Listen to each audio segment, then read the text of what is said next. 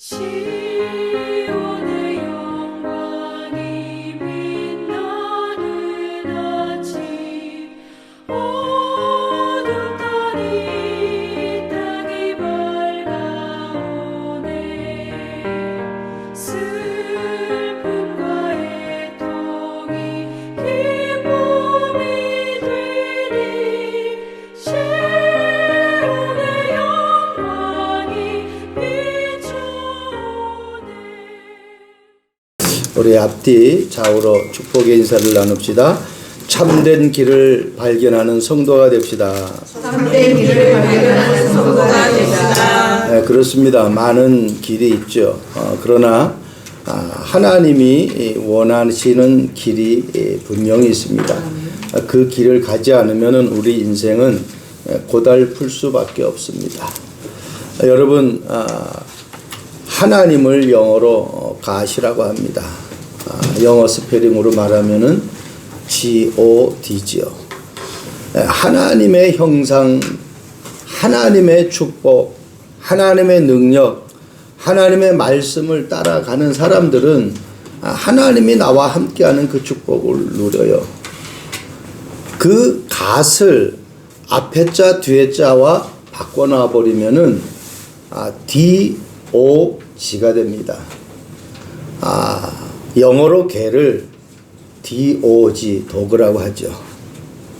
하나님을 모르면은, 복음을 모르면은, 내 삶의 바른 길을 알지 못하면은 어떤 인생으로 살아가느냐? 개 같은 인생으로 살아가는 거예요. 그게 하나님의 말씀이에요.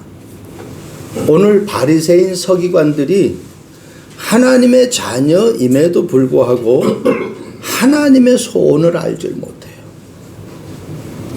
예수님이 오셨는데도 불구하고, 그리스도로 오셨는데도 불구하고 그 그리스도가 무엇인지를 몰라요. 예수님은 오늘 말씀하십니다. 나는 의인을 부르러 온 것이 아니요 죄인을 부르러 왔다 그랬어요. 여러분, 성경 말씀 보세요. 로마서 3장 23절, 모든 사람이 죄를 범하였으며. 축복 중에 축복이 무엇인 줄 압니까? 내가 죄인이라는 것을 깨닫는 그 사람이 가장 축복된 사람이에요. 왜 그렇습니까? 죄인이라는 것을 깨닫게 되면은 이 죄 문제를 해결하는 그 분을 찾아야만 되는 거거든요. 그래서 죄인이라는 것을 내가 깨달았다는 것은 이 죄 문제를 내가 해결할 수 없기 때문에 이 죄 문제를 해결하러 오신 그 하나님을, 그 예수님을, 그 그리스도를 내가 알기를 위해 그분 앞에 내가 설 수밖에 없는 거예요. 배고픈 사람은 밥을 먹어야 되잖아요. 추운 사람은 옷을 따스하게 입어야 되잖아요. 그거 말고 방법이 없어요. 배고픈데 옷을 갖다 줘가지고 배고픔이 해결되는 것이 아니라는 거예요. 아픈 사람에게 먹을 거 줘가지고 아픈 것이 해결되는 것이 아니거든요. 의사를 찾아가야 돼요. 그리고 거기에 맞는 처방을 받아서 약을 먹어야 돼요. 사람들은 대개 배경 가진 사람, 권력 가진 이 사람을 좋아해요. 왜? 나도 그렇게 그런 사람과 같이 다니면은 그런 축복이 내게도 분명히 온다라는 것을 알기 때문에 그래요. 근데 오늘 본문의 말씀 보면은 예수님은 그러하지 않았어요. 예수님은 사람들을 부르신 그 사람들의 삶을 가만히 보면은 대단한 사람들이 아니었다라는 겁니다. 예수님의 제자들의 거의 대부분이 어부 출신이에요. 사실은 배우지 못했어요. 제 고향이 강원도 속초입니다. 그 배 타는 사람들이 많아요. 오징어 배 타는 사람들 많아요. 그 사람들 주로 내가 봤잖아요. 사실 초등학교도 겨우 나온 사람들이에요. 내가 많이 공부해야 내가 출세한다 이 말이 아니거든요. 내가 배우지 못하면은 결국은 배우지 못한 그 일을 할 수밖에 없다라는 거예요. 이 말은 내가 그리스도를 알지 못하면은 그리스도 안에 있는 축복을 모르기 때문에 내가 몸부림치면서 살아가려고 그러다 보니까 얼마나 힘든 삶을 살아가는지 몰라. 오늘 우리가 교동문에서도 나오죠. 그리스도 안에 있으면 새로운 피조물이라고 그랬어요. 이전 것은 지나갔으니 보라 새 것이 되었다는 거예요. 여러분 2020년이 지나고 21년 둘째 주입니다. 만약에 내가 2020년에 세상에 없는 사람이 되었다면 오늘 2021년이라는 이 날을 우리가 살아갈 수가 없겠죠. 그래서 2021년 새해에 우리가 하나님 앞에 감사하는 거예요. 여러분 매주 한번 하나님이 나를 어떻게 인도하셨는지를 한번 생각해 보세요. 대부분 사람들이 이거 해주세요, 저거 해주세요, 이렇게 되기를 원합니다, 저렇게 되기를 원합니다, 간구합니다. 근데 이렇게 되고 저렇게 됐는데 내가 오늘을 살지 못하는 인생이다. 그거 아무 소용이 없는 거예요. 지금 내가 살아갈 수 있는 이 축복이 있다는 것이 얼마나 축복 중에 축복인지를 우리가 발견해야 된다는 겁니다. 오늘 이 마태가 여기 본문에는 셀이라고 나오죠. 마태복음 9장 9절에 이 셀이라는 사람이 마태라는 말씀을 하고 있습니다. 마태가 누굽니까? 마태복음을 기록한 사람 아닙니까? 예수님의 12 제자 중에 한 명이잖아요. 이 마태가 어떤 일을 했습니까? 로마 속국 시대잖아요. 오늘 본문 배경이 그래요. 로마 속국 시대인데 로마에다가 세금을 걷어서 바쳐야 되는데 그 세금을 징수해서 그것을 걷어가지고 로마에다가 갖다 주는 그 역할을 세금 징수원이에요, 한마디로. 그러니까 얼마나 많은 사람들에게 힘들게 했는지를 몰라요. 근데 그런 사람이 지금 주님을 만나서 주님의 제자가 되어가지고 주님의 일을 지금 하는 그러한 사람으로 변화되어 버렸어요. 우리에게 부족함과 연약함이 있다 할지라도 상관없어요. 왜? 오늘 예수님이 말씀하셨잖아요. 건강한 사람은 의원이 필요 없고 의사가 병원이 필요 없어요. 약이 필요 없어요. 내가 연약하고 부족하기 때문에 주님이 필요하단 말이에요. 그런 사람을 찾으러 온 거예요. 마태가 얼마나 세금을 걷어가지고 딴 주머니를 찾겠습니까? 그런 죄인들을 찾아오신 거예요. 나 자신이 복음이 아니면 안 된다라는 이 절박한 마음으로 하나님을 찾을 수 있는 축복이 있기를 바랍니다. 아멘. 마태복음 1장 21절에도 예수님이 태어나실 때에 말씀하셨잖아요. 그가 자기 백성을 그들의 죄에서 구원할 자이심이라. 예수님이 이 땅에 오신 그 목적이 우리를 죄에서 건지시기 위해서. 그래서 하나님 안으로 하나님 품으로 들어가는 그러한 인생으로 살아가게 하기 위해서 이 땅에 오셨다라는 겁니다. 오늘 예배를 통해서 우리의 모든 것들이 회복되어지는 복된 시간 되길 바랍니다. 첫 번째, 나는 죄인을 부르러 왔노라. 첫 번째, 복음이 절대 필요한 사람. 그냥 복음이 필요한 사람이 아니고 절대 필요한 사람. 복음이 아니면 안 되는 내 인생이 되어버려야 돼요. 로마서 3장 23절 모든 사람이 죄를 범하였으며 하나님의 영광에 이르지 못하더니 너무나 잘 아는 성경 구절이잖아요. 예수 믿는 사람 치고 이 성경 구절 모르는 사람 한 사람도 없어요. 여러분 로마서 3장 10절에는 그 앞절에는 뭐라고 말씀합니까?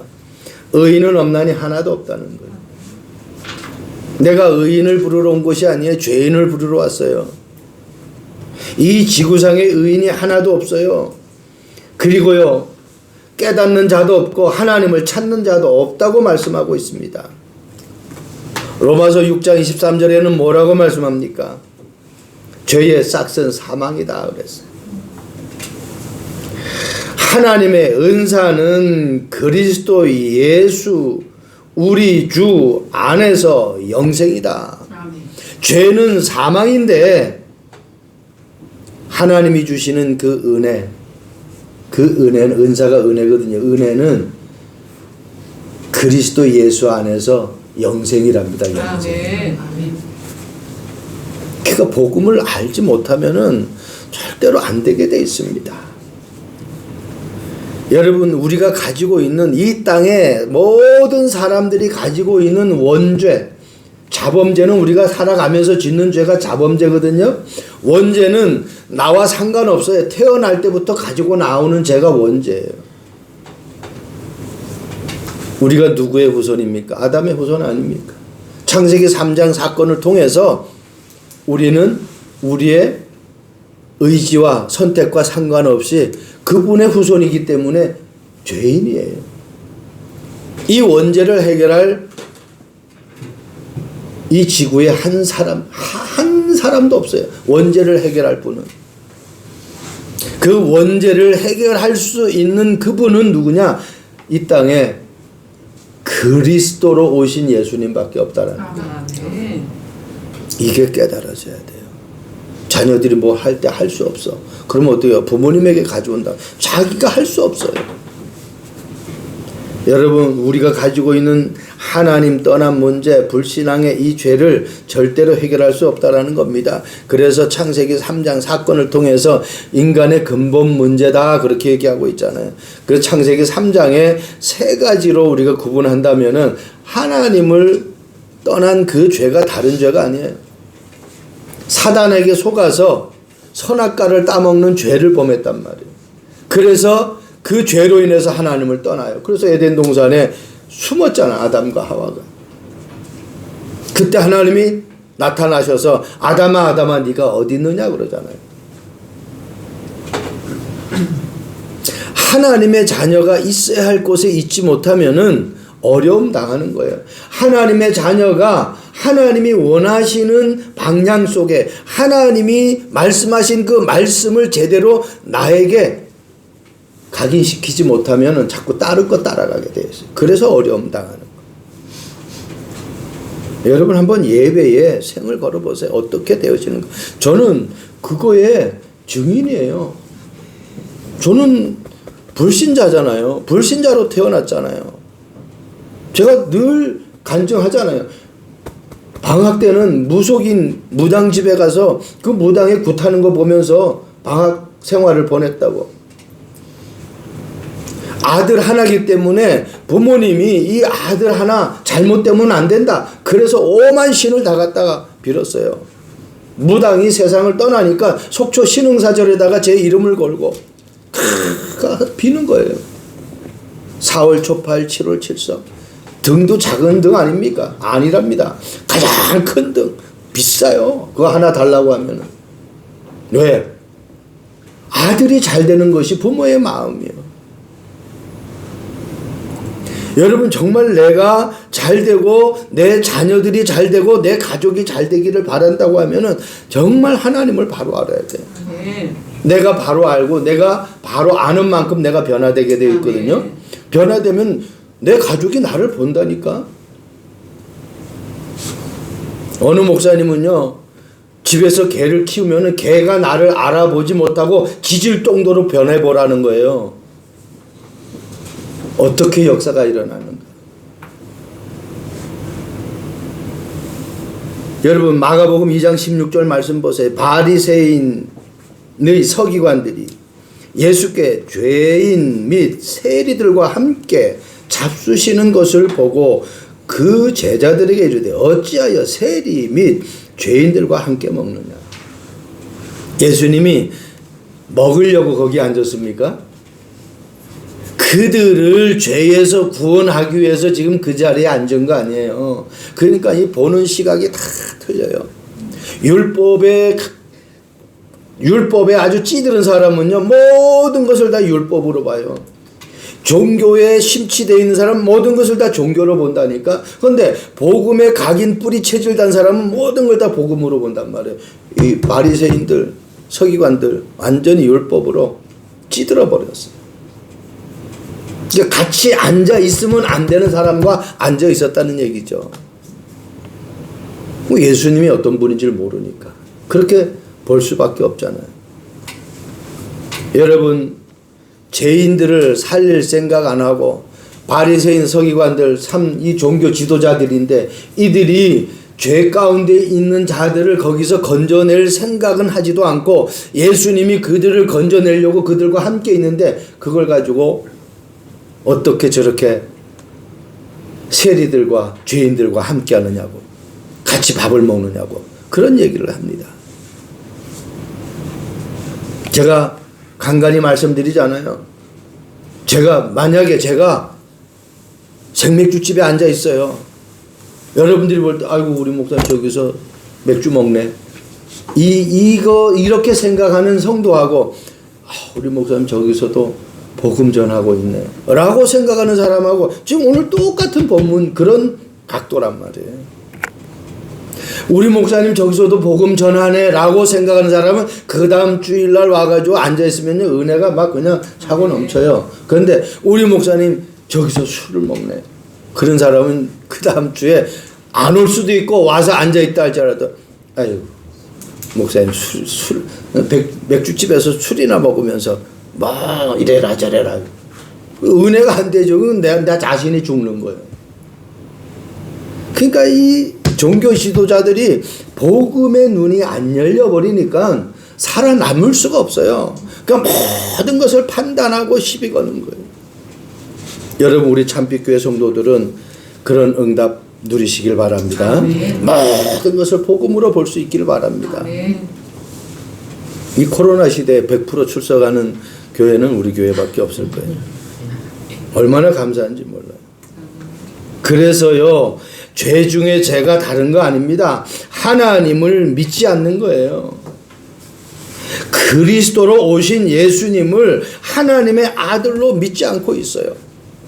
그러니까 예수님이 그 자리에 왜 앉아 있는지 모르고 있잖아요.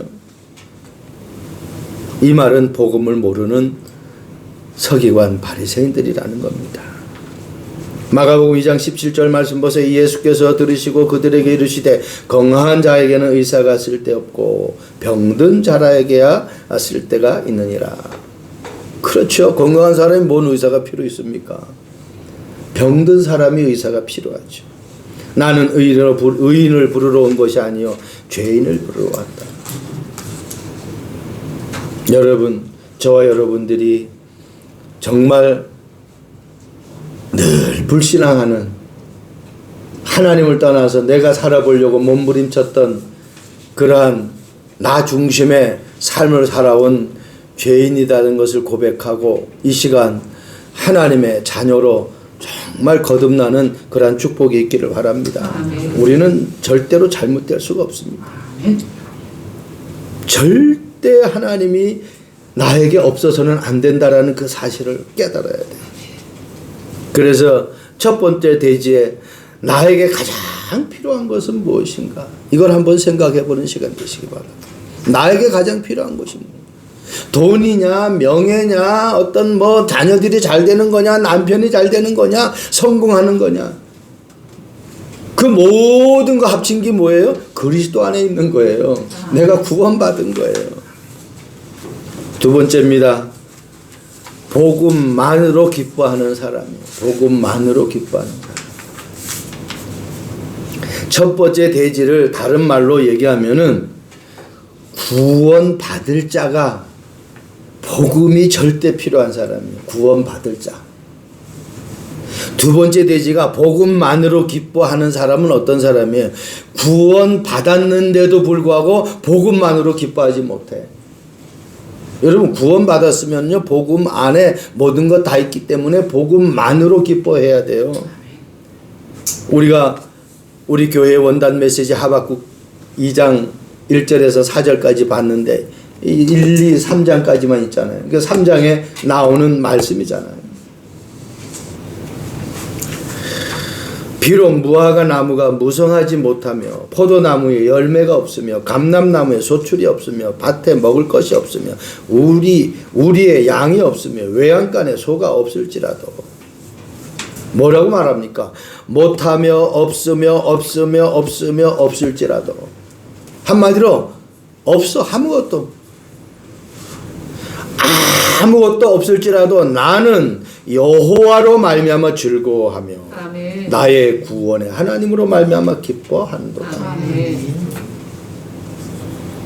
그러니까 하나님을 바로 알면은요, 그분만 있으면 돼요. 아멘. 여러분 자녀들이 신발 떨어졌어요, 옷 떨어졌어요, 공책 떨어졌어요, 가방 떨어졌어요. 뭐만 있으면 돼요? 돈만 있으면 되잖아요. 돈만. 여기에 없어 했는데 그리스도 안에 있으면 된다는 거예요. 오늘 하박국이 그 고백을 하는 거예요. 구원이라는 단어가 어떤 단어인지를 깨달아 버리면은 그 안에 모든 것 다 있다라는 거예요. 구원은 누구만 할 수 있습니까? 하나님만 할 수 있잖아요. 이 땅에 그리스도로 오신 그 예수님만 우리를 구원할 수 있잖아요. 아멘. 그래서 하나님으로 인하여서 즐거워하고 구원으로 인하여 기뻐한다는 거예요. 이게 나에게 정리가 되어져야 돼요. 여러분 스바냐 3장 17절 말씀 보세요. 너의 하나님 여호와가 너의 가운데 계시니 그는 구원을 베푸실 전능자이시라. 구원을 베푸실 어떤 자요? 전능자. 모든 것을 할 수 있는 분이라는 거예요.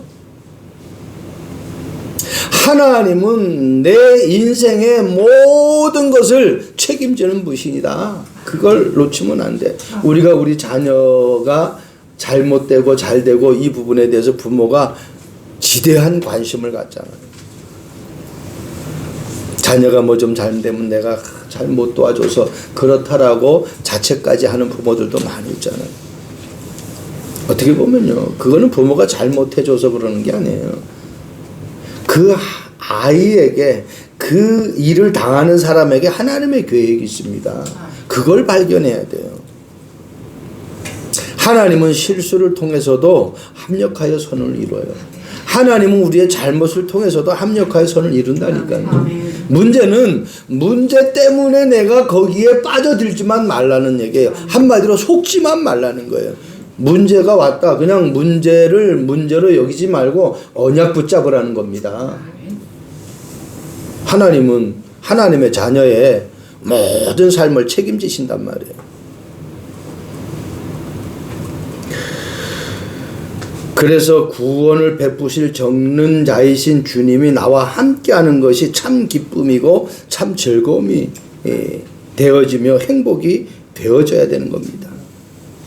여러분 찬송가 325장 우리가 잘 알잖아요. 예수가 함께 계시니 시험이 오나 겁없네. 기쁨의 근원 되시는 예수를 위해 삽시다. 기쁨의 근원 되시는 누구를 위해 살자고요? 예수를 위해. 그분이 우리에게 기쁨의 근원이라니까. 다른 것이 기쁨의 근원이 아니에요. 누가복음 5장 29절에는 이렇게 말씀하고 있어요. 레이가 예수를 위하여 자기 집에 큰 잔치를 하니 세리와 다른 사람들이 많이 함께 앉아 있는지라. 그렇게 말씀하고 있습니다. 레이가 누구냐? 아까 서론에서도 말씀했듯이 마태복음 9장 9절에 보면은 마태를 레이라고 부르는 것을 알 수 있습니다. 여러분 마태는요, 예수님을 만나는 순간 많은 사람들에게 세금을 갖다가 그냥 많이 걷어들여야 이 사람이 어떻게 로마 정부로부터 또 칭찬도 받고 자기가 또 거기에 따르는 많은 또 인센티브도 받으니까 어쨌든 많이 걷어가지고 많이 상납하는 거예요.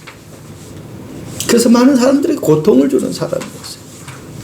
근데 이 사람이 주님을 만나는 순간 고통을 주는 사람이 아니라 어떻게 이제는 해방과 자유를 주는 사람, 기쁨을 주는 사람, 즐거움을 주는 사람으로 바뀌어버린 거예요. 이 사람이 마태복음이라는 이 서신을 기독해가지고 지금 우리가 그 복음서를 읽으면서 하나님을 알아가는, 예수님을 알아가는 그런 삶이 되고 그래서 우리 인생은 한순간입니다. 찰나입니다. 내가 복음을 아느냐 모르느냐에 따라서 내 인생의 모든 것이 바뀌게 돼버려요. 마지막입니다. 나는 죄인을 부르러 왔노라. 그렇다면 구원 받을 자, 이 말은 복음이 절대 필요한 사람이라고 그랬어요. 복음만으로 기뻐하는 사람은 구원 받은 자라는 그 축복을 어느 정도 내가 누리느냐에 따라서 이 축복이 나의 것으로 되죠. 그렇다면은 이 두 종류의 사람들이 완전 복음으로 변하면 어떤 삶이 되느냐 말이에요. 복음의 말씀을 따르는 삶이 되어버려요. 그래서 마지막 대지는 우리가 살아가는 구원받은 자, 구원받지 못한 사람이 정말 구원받아서 이미 구원받아서 하나님의 축복을 누리는 사람, 이 두 종류의 사람들이 살아가는 삶을 얘기하고 있어요. 막 구원받은 사람도 하나님 말씀 따라가야 됩니다. 오래전에 구원받은 사람도 하나님 말씀 따라가야 돼요. 다른 것으로는 절대로 우리의 길이 행복한 길로 보장될 수가 없습니다. 여러분, 세상 중심에서 말씀 중심으로 바뀌어져야 돼요. 여러분, 나 중심에서 하나님 중심, 복음 중심으로 바뀌어져야 돼요. 성공 중심에서 서밋 중심으로 바뀌어져야 돼. 그 서밋 중심이 뭡니까? 예배. 성공 중에 성공이 예배 성공이라니까. 예배에 성공하면 모든 것에 성공할 수 있어요. 저 보장할 수 있어요. 왜? 성경에 하나님 앞에 쓰임 받은 사람들이 다 예배 성공해서 하나님 앞에 쓰임 받았어요. 나는 왜 안 되지? 나는 왜 하는 것마다 안 되지? 한번 예배에 집중해 보세요. 있는 질병도 떠나간다니까요.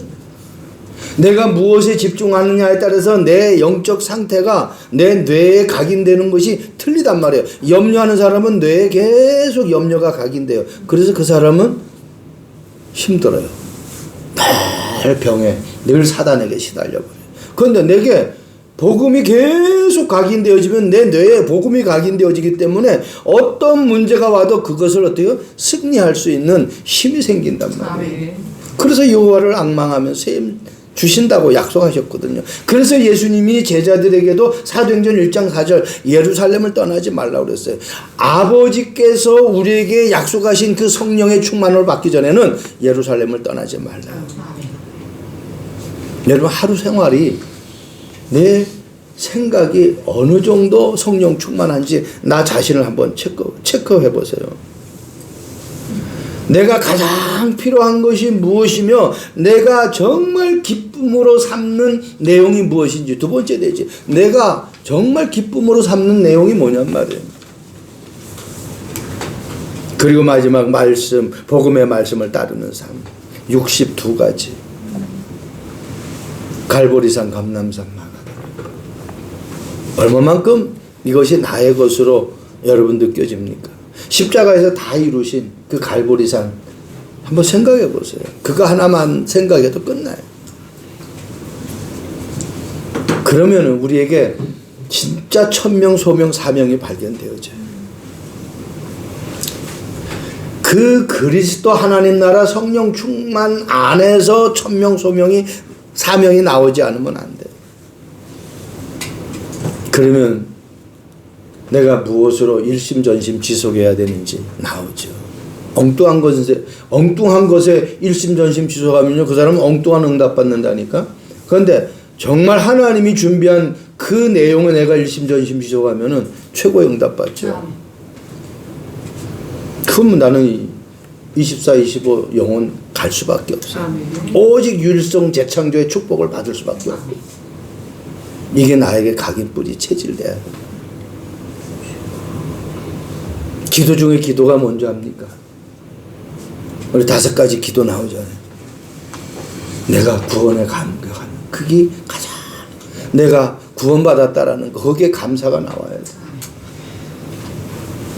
여러분, 내가 달란트를 발견하는 가장 중요한 달란트가 뭔지, 발견하는 달란트가 뭔지 압니까? 말씀 성취가 내 삶 속에서 느껴져야 돼요. 말씀 성취가 그걸로 출발해야 된다니까. 내가 하는 업이 무엇을 위해서 합니까? 우리가 세계복음화를 위해서 하나님 주시는 20가지 전도 전략이 있잖아요. 가장 중요한 거 24시간 하나님이 나와 함께하는 것. 그 임마누엘 합숙의 기본 원리가 임마누엘 발견하는 거예요. 하나님이 나와 함께하는 거예요. 왜? 예수님이 제자들을 같이 함께 다니면서 함께 했잖아요. 함께. 마가복음 3장 13절에서 15절에도 제자들을 부르셨는데 내가 그들과 너희와 함께 있게 합니다. 그래서 함께요. 훈련 자체가 함께. 그렇다면 우리는 미래에 대한 분명한 비전이 있는 거예요. 진짜 우리 후대들을 바로 복음으로 세우는 그 산업이 내가 하는 산업이요. 내가 하는 일이. 이렇게 62가지가 여러분들에게 하나하나 정리되어져야 돼요. 마가복음 2장 14절 15절 말씀 보세요. 또 지나가시다가 알페오의 아들 레이가 세관에 앉아 있는 것을 보시고 그에게 이르되 나를 따르라 하시니 일어나 따르. 뭐 갈등을 안 해요. 일어나서 그냥 즉시 따라요. 이 말은 무슨 말입니까? 그리스도로 답 났다는 거예요. 내가 저분을 따라가면 내 인생이 끝내버린다는 거예요. 마태복음 4장 19절에도 말씀 나오죠. 나를 따라오라. 내가 너희를 사람 낚는 어부가 되게 하신다고 그랬을 때 금을 버려두고 아버지 버려두고 일꾼들 버려두고 배 버려두고 그냥 바로 즉시 따라가잖아요. 그물이 부모가 어떤 일꾼이 내가 가지고 있는 그러한 어떤 먹고 살고 사는 수단 그 그물과 배가 나에게 행복의 근원이 아니라는 걸 알았어요. 그리스도 안에 모든 것 다 있다라는 걸 알았어요. 골로새서 2장 3절. 그리스도 안에 모든 지식과 지혜 보화가 감춰져 있다. 한번 잘 생각해 보시기 바랍니다. 나는 어떤 삶을 살아가? 제가 서론에 말씀드렸잖아요. G.O.D. D.O.G. 하나님 안에 있으면은 하나님이 나의 모든 삶을 이끌어 가는데 그 철자가 바뀌어 버리니까 DOG가 돼 버리니까 걔는 뭐 다니면서 뭐요? 땅에 먹을 거 없는 거 계속 코로 맞잖아요. 그죠? 그러니까 먹고 살기 위해서 내가 막 몸부림치는 그 인생이 돼 버려요. 우리가 그렇게 살라고 하나님이 우리를 만든 게 아니거든요.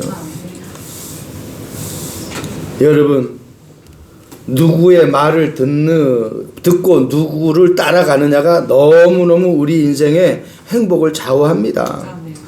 다른 유혹이 없을 때는요, 우리가 쉽게 따라갈 수 있어요. 그런데 다른 유혹이 있으면 절대로 따라갈 수 없어요. 자, 우리가 약속을 한다고 한번 해봅시다. 이 사람하고 약속했는데 이 사람하고 저 사람하고 약속이 겹쳤어요. 근데 이 사람한테 가면은 나에게 엄청난 이 뭔가 수입이 생겨. 근데 이 사람한테 가면은 이 사람한테 가는 것보다 수입이 안 생겨. 그럼 어떤 거를 내가 선택할 거냐면 내게 유익한 쪽으로 선택을 하겠죠. 똑같은 위치에 있을 때에는 어떤 선택을 해야 되느냐? 전도에 유리한 쪽으로 선택을 하라는 거예요.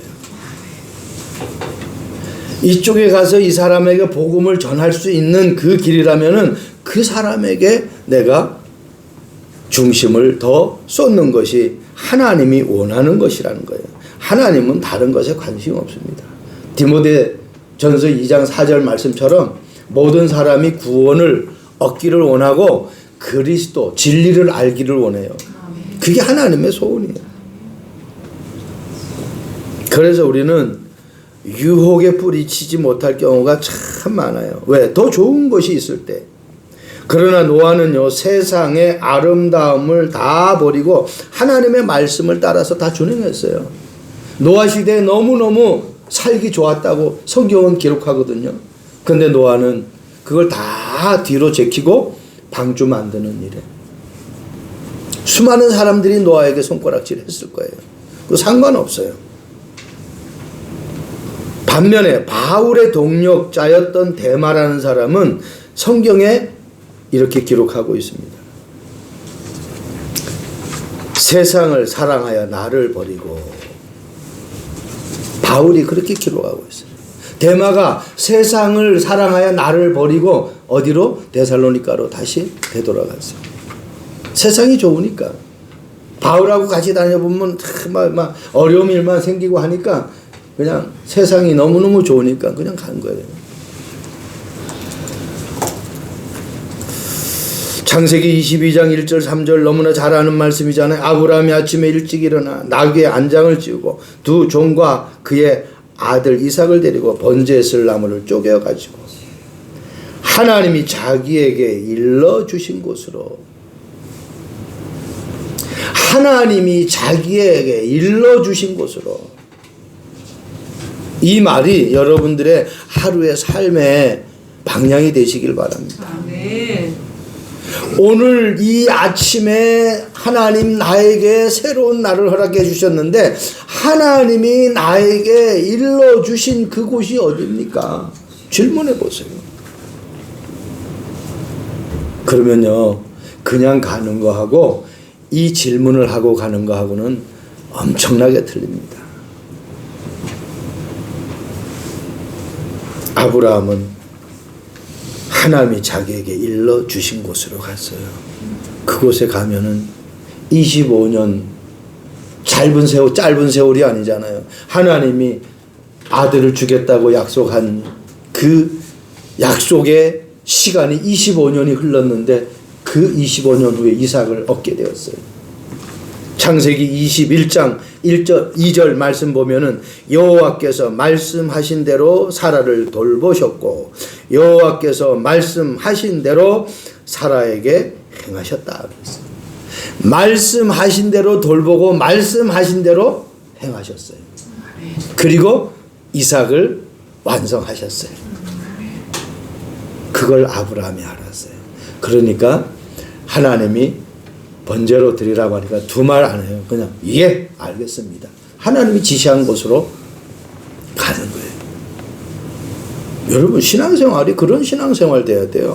하나님이 나에게 주신 말씀이 그대로 현상에서 성취되어지고 그 성취된 말씀을 가지고 너무너무 기쁘고 감사해서 또 예배에 참석하고 그 삶이 돼야 돼. 그리스도 하나님 나라 성령 충만하지 않고는, 말씀 성취의 맛을 보지 않고는 그렇게 할 수가 없죠. 여러분, 누가복음 5장 28절에는 오늘 본문과 똑같은 본문인데 이렇게 누가는 기록하고 있습니다. 그가 모든 것을 버리고 일어나 따르니. 오늘 마가복음에는 모든 것을 버리고 일어나 따르니라는 얘기는 없거든요. 그냥 따랐다라고 했죠. 하시니 일어나 따르니 그렇게만 했어요. 근데 누가는 어떻게 기록하고 있냐? 모든 것을 버리고 일어나 따르니. 모든 것을 버리고 따를 만한 가치가 있다는 거죠.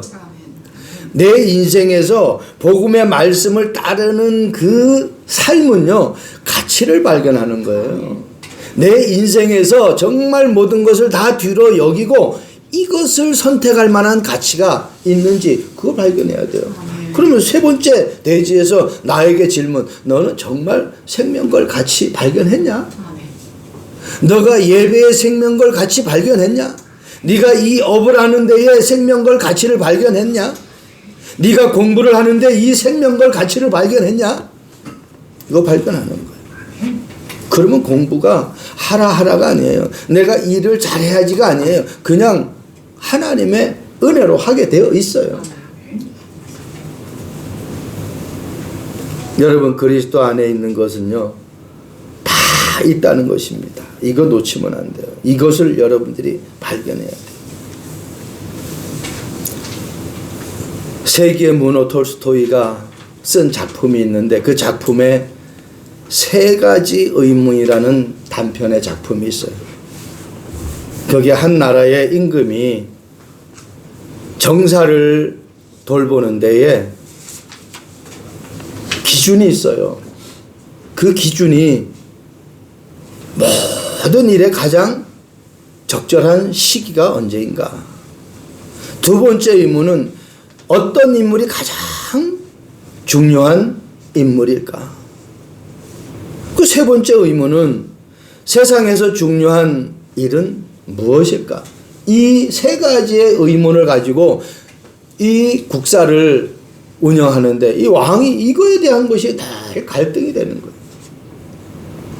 그래서 유명한 이 성인을 찾아가서 물은 거예요. 그랬더니 답은 안 하고 너 그냥 일만 하고 있는 거예요.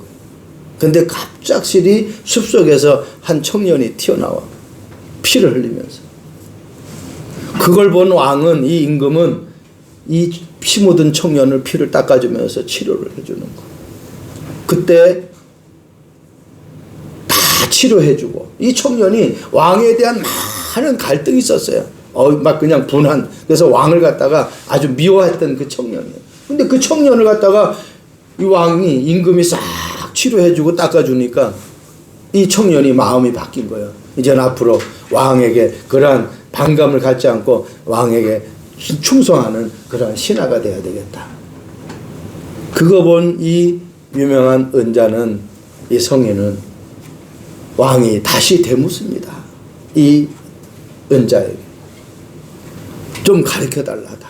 그때 이 성인인 은자가 얘기를 합니다. 답이 나왔습니다. 가장 중요한 시간은 지금입니다. 지금 이 청년을 살리지 않았으면 치료해주지 않았으면 이 청년은 어려움 당할 수 있잖아요. 지금이다.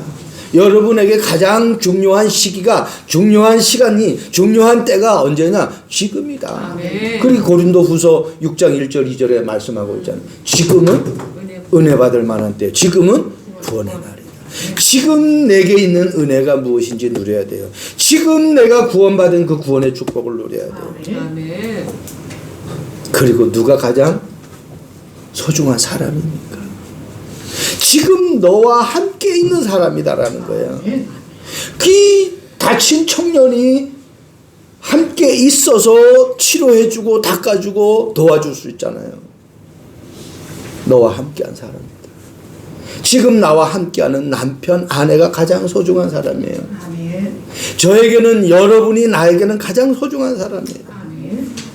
여러분 각자 개개인에게는 함께 신앙생활하는 우리 교우들이 가장 소중한 사람. 그리고 어떤 일이 가장 중요한 일입니까? 여러분 다른 게 아닙니다. 지금 나에게 있는 사람, 지금 나와 함께 있는 사람, 지금 나와 함께 있으면서 어려움을 당하는 이 사람에게 진짜 참복음을 전해서 이 사람을 살리는 거예요.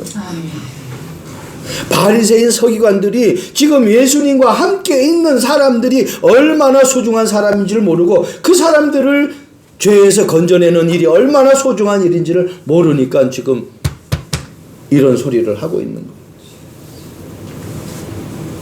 나와 함께한 사람, 나와 지금 함께하는 사람, 내가 만나고 있는 그 사람이 얼마나 소중한 사람인지. 그 사람들에게 복음 전해주지 못한다고 하면은 우리는 지금 엉뚱한 일을 하고 있는 거예요. 저와 여러분들이 가장 중요한 시간, 가장 나와 함께하는 사람, 그리고 가장 중요한 일을 무엇인지 하나하나 정말 복음 안에서 발견하고 내 모든 삶이 죄 가운데, 고통 가운데에, 재앙 가운데에 빠져서 허우적거리는 그런 사람들을 착한 길을 가르쳐줘서 그들이 바른 길로 가게 해주는 것이 하나님이 나를 먼저 하나님의 자녀로 부르신 그 부름의 계획입니다. 마치 요셉이 형들 앞에서 고백한 것처럼 나를 먼저 생명 살리기 위해서 당신들 앞서 보내셨다라는 거, 그 고백하잖아요. 형들 앞에서 막 형들을 갖다가 책망하고 형들에게 보복하는 그런 요셉이 아니라 형들을 안심시키는 거예요. 그리고 생명 살리는 그 일, 하나님의 소원에 관심이 있어서 그것을 고백하는 그러한 축복입니다. 저와 여러분들이 예수님처럼 죄인을 살리기 위해서 나를 먼저 하나님의 자녀로 부르셨다는 이 부름의 소망 가지고 24시 기도의 비밀로 승리하는 한 주간 되기를 주님의 이름으로 축복드립니다. 하나님 감사합니다. 예수님이 나는 의인을 부르러 온 것이 아니요 죄인을 부르러 왔노라고 하신 말씀처럼 내가 먼저 구원받은 이 하나님의 자녀라는 것은 구원받지 못해서 지금도 고통당하고 있는 불신자들을 살리러 나를 먼저 부르셨다라는 이 천명소명 사명이 밝혀지는 복된 시간 되게 하옵소서. 감사합니다. 예수 그리스도의 이름으로 기도합니다. 아멘.